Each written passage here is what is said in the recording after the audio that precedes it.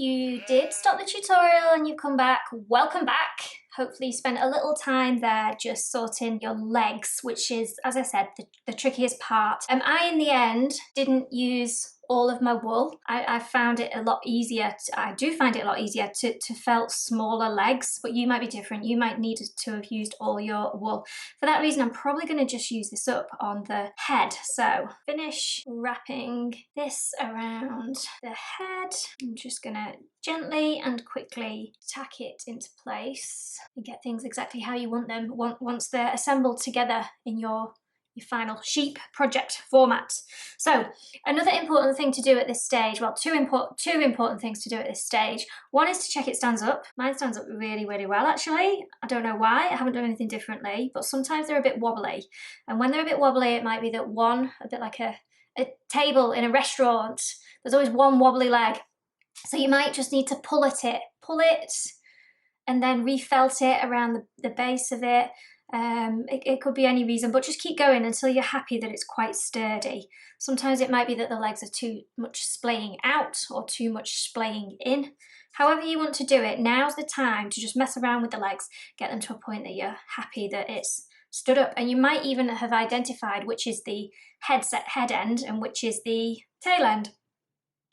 Yeah, head and tail.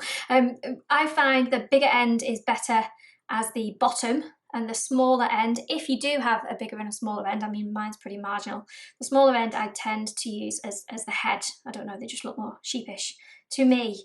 Okay, so let's see, next step is going to be to attach your undercoat. So you want to place your head and your ears, just make sure that they're still to one side, you won't be needing those. You need the undercoat, not quite the top coat. If you separate your pile of delightful wool, there should be a section that looks like this, which is your undercoat, and it's very clear what is your top fleece. It's the bit that's still got the twigs in. That actually looks like it got shaved off a sheep about a minute ago. Put that to one side, you're going to just use your undercoat. And what we're doing now is we're just going to cover in sections around your sheep. Oh, and it should already be starting to look cute. And hopefully you saw what I did there, literally just. This can be tricky for people that haven't used fibres before, so I'll just show you again. I mean, it's easy when you know how, when you've had a bit of experience, but pulling with clamped down and two fingers too close together isn't going to work. If it's not coming apart, you want to have more distance between your fingers and keep it gentle as you possibly can. And in that way, smaller fibres, you can go as thin and feathery as you like and just lay them over the top of your structure. You're aiming to cover the whole thing. What you might want to do is put them at some around the center, like top to bottom, and then some around the length of it, left to right. So just mix it up, and as you go, I'm going to use my red needle. Just tack gently, again gently, so that if you do slip, you're not going to hurt yourself. And just tack gently as you go. So just build it up gradually, just watch around those leg areas. Okay, keep going. So this is step number 7 on my written steps sheet. And it's marked on my sheet as begin to shape, begin to shrink. And that's right, it will, at this point now, start to harden, compact. All those fibres will start to come together. I'm going to leave you now to complete this off camera. So if you want to hit the pause button, it might take you up to about 10 minutes, 5 to 10 minutes. It's up to you whether you want to spend all that time or not.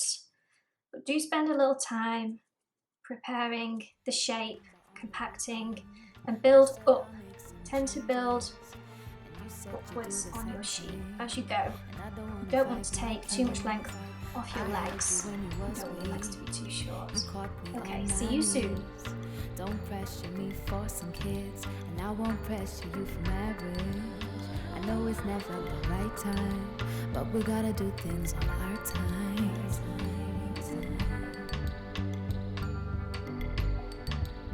Sometimes I still doubt myself, but at least now I love myself. And I am quite emotional, that's why you can't get close at all. So I start to push away the ones that love me, cause I'm scared that they might walk away. I'm not perfect, so I try every day and I go So big congratulations for getting this far in the tutorial, and you should have now this almost half-made sheep, either a half-made Ruth or a half-made Pete the sheep in front of you. So well done for persevering and getting this far along. We're now going to start to assemble your Pete or your Ruth or any other name you've got for your sheep. We're going to start to assemble them together, which this is where it's the best bit really. So what you'll need is your head, your ears, you will need your top fleece eventually, so make sure that's to hand. But firstly, let's have a look at this template. Let's check for size. Yours might look a bit further along than mine. I've just kind of sped mine up. Maybe not done it as well as I would have done had I not been teaching a tutorial, but it should resemble something like this. And what you can do is use your template, place your body over the top, and you can check for size. So I can see there, mine's probably a little bit longer. So, you know, if I wasn't trying to finish this tutorial for you now, I might spend a little bit longer compacting this down a little bit further to get it inside the lines. Don't worry about being too prescriptive about this. This is just a guide so that basically people don't produce gigantic sheep and run out of materials that's provided in the kit. So it's just a guide really. Okay, so to attach the head, and this is the technique that you could use to attach anything. If you're doing a dog project, if you're doing a llama, a camel, or whatever it is that you're needle felting, a gnome, whatever, to attach parts together, this is the technique that you're going to use. So decide which end is your head. And sometimes if you've got two legs that are shorter than the other two, sometimes that's an indication that should be the head section. And you want to just try and make where your head is going to attach, try and make it a little bit flat. So you don't want it kind of rounded off, almost like you've stumped it down and it's gone a bit flatter. And you can always put your thumb and your fingers around it in this way. Just be super careful, obviously danger of stabbing yourself whenever you get your fingers quite close to it. But there you go. So once it's a little bit flat, take your head. If there is a flatter side to it, if you remember, there was originally a flatter side. If you can feel that, I would put flat to flat, like this. And I am going to use my gold needle, push that through, just to hold that in place, whilst my finger may be on the top. I'm going to just gently tack to begin. Tack that down. So you're pushing through the brown into the white and keep rotating. And then after a short while, you can begin to push through the white into the brown. So brown is the white and the white into the brown. And in that way, you're making sure that you've kind of got that really well tacked down into position. After a short time, you should be able to remove your needle. If you give it a little tug, you'll be surprised at how quickly things can stick in needle felting. And I think a lot of that is down to the fact that we've prepared everything beforehand. And just spend 5 minutes here. You can hit the pause button if you like and rejoin the tutorial once you've got your head to a shape that you're happy with and it matches the template. I said I'll make some changes, and you said you do the same thing. And I don't want to fight my king. I held you when you was weak. Okay, in terms of shaping, if you wanted to use your phone or use the internet, pull up some pictures of sheep and it'll probably give you, or there's some coming on the screen now, probably give you a better idea of the shape. They're kind of like just I don't know, like the tip of a bullet sort of shape. They come down to a point, almost a point, a rounded point near where their nose and their mouth is. In this tutorial, it's not a tutorial where I'm going to show you how to put features on the face, like eyes and mouths. I find it a little bit caricature, a little bit comedy, so that's not my style, so that's not what this tutorial is, I'm afraid. Let's move on now to attaching the ears. If you take one of your ears and in the same way attach, and it will look a little bit like Mickey Mouse ears at the moment. Either use some duress pins or your other needle. You can do it with the other needle that you've got and just do it one at a time. If you hold them down in position to begin, you can see they're a little bit more to the side than they are on top, so I'm just going to move those around. If you do them one at a time, before you fix anything down, just double check what they look like. And location wise, if you can see there, they're at the furthest back point of the head just before it reaches the body, so they are on the head. You can put them on the body. There you can see, quite cute. It's up to you. It's your sheep, it's your Pete, it's your Ruth, it's your character. I like them here, but then when I use the fleece, I like to pull the fleece over the head and around the ears. So this is where I am going to be attaching them. And what you will do then, if you use your gold needle, is the best needle to use for this. You could try with your red, see how you get on. I prefer the gold. And you're going to stab lots of times, repetitively, in the same spot. Just take that out of the way, I don't need it anymore. In the same spot, just in the center of the ear. And for shaping, I'm now just pushing the sides forward and I'm tacking down the edges. Again, use photos, use Google, use Mr. Google, consult Google and see what do sheep's ears look like. Actually, I think you'll find there's lots of them that are quite pointy. Different breeds, I guess, have different shaped ears. And this is your sheep, it's entirely up to you. I'm going to felt them from behind, behind the ear. I'm just pulling that forward with my finger and then I'm just carefully going to tack that down. And then I'm going to do the other ear. If you want to hit pause at this point, I'll be doing this on camera and speeding it up for the playback, so good idea to hit pause at this point and rejoin the tutorial when you've attached both your ears and you're happy with the head and the ears shape. Don't forget, if you find this too fiddly, use your sponge. Are we lost? Or is this love that I'm feeling? Your burning touch is something that keeps on healing. And we can talk about it. Wake me up if I'm dreaming. Are we lost? Or is this love that I'm feeling?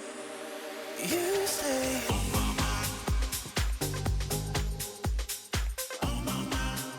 So cute. I hope you're thinking of a name for yours as well.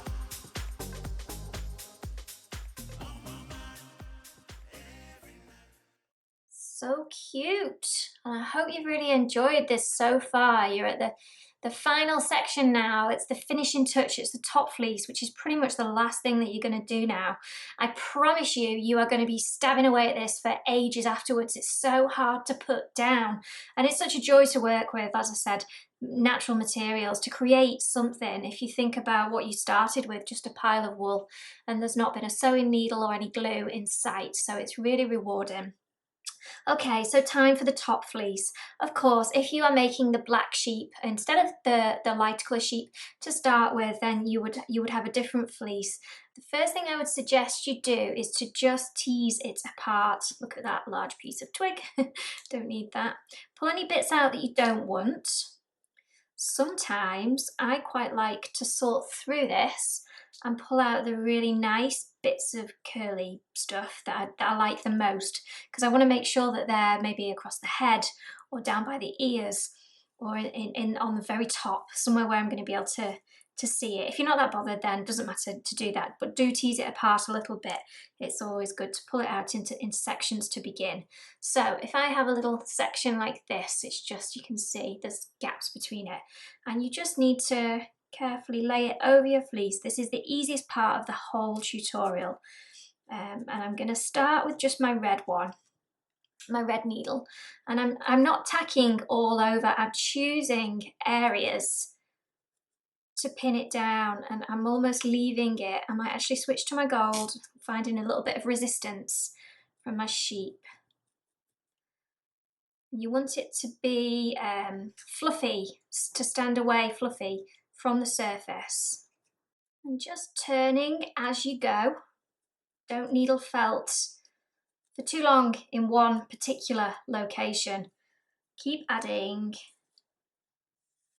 Don't forget under his belly. Around his legs. Should have more than enough. And this particular fleece, sometimes it's called wool fleece. This is a Wensleydale fleece, which is a breed of sheep that just produces these amazing locks. And you can see when I was talking about the felting process with water and moisture, you can see how that's actually almost started to take place, and it looks a little bit like dreadlocks. It's the same sort of process. It's a mixture of felting and also where you've got natural crimp. And you can see this is starting to take shape now. But you could use fleece wool from any breed of sheep. That's generally sheep, fleece wool or locks. I just think the more natural a state you get it in, the better. Maybe there's even a farm near you, sanctuary, anything that's got animals. You could try doing this with your dog hair, cat hair. Any natural fibre should and will felt in this way, and you can see just a little of it goes a really long way. And actually I've nearly, because we've got that undercoat on there, it's helped with the coverage. You can see there I have just started to attach some fleece wool, some locks in front of the ears. That's what I really like to do. I like it to come over so that basically you can almost imagine that there are some eyes underneath there. It's got to be able to see what it's eating and other sheep, or else they would bang into each other. I'm going to take my nicest little bit of lock that I found at the beginning. I'm just going to tease it apart so that it's really nice and very fine, curly. Fold it up together, and that's going to be my tuft of hair on his head. I think this is Pete. I think my other one's going to be Ruth. I think this is Pete. He looks like a Pete to me. He looks perilous. Perilous Pete, the sheep. And you can see I'm just taking my time. And it's okay to have straggly bits wandering. Oh, it's so cute. And you don't want it to be too fixed. It won't have as much character, and it won't be as much fun if there's too much of this stuff fixed down. It needs to look like a sheep in real life, like it's literally just been traipsing through some bushes. I'm going to put these last bits of locks just underneath his chin. You can keep going and going. When do you stop, hey? Just when do you stop? No idea. And these are great little gifts for someone at Christmas. Really nice to just get a cocktail stick. I've got one here actually. Just get a cocktail stick, make yourself a little hole, or you could do it with a needle and thread. Attach some quite nice ribbon, maybe some striped twine, some jute, some cotton twine, something like that. Just go through the back, and that would be so cute to hang on a Christmas tree. Maybe you want to accessorize your sheep. Maybe they need to have little Santa hats on them, or anything. Maybe you want to make a few of these, like I have done in the development and making of this tutorial and kit. Have a flock of a mixture of black, white, and grey sheep. Why not? And maybe a donkey, maybe you make yourself a little nativity at Christmas. Possibilities are endless. You can pretty much make anything. Oh. He might be done. Well, ladies and gentlemen, thank you so much for joining me today. I hope you've enjoyed this tutorial. Don't forget, whatever colour of sheep you have made, or maybe you've done this with a friend, maybe both of you have produced sheep at the same time watching the video. Either way, thanks so much for joining me. See you again soon.